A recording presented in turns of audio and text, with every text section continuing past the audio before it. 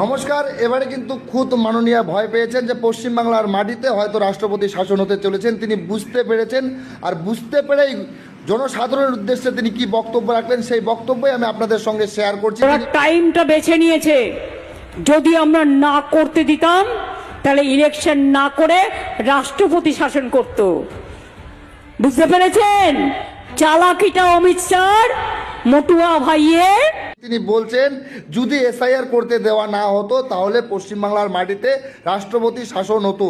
আমি রাষ্ট্রপতি তথা দেশের প্রধানমন্ত্রীর কাছে বড় জোরে একজন পশ্চিমবঙ্গবাসী হিসেবে আবেদন করব, আপনারা যত তাড়াতাড়ি সম্ভব পশ্চিমবাংলার মাটিতে রাষ্ট্রপতি শাসন জারি করুন।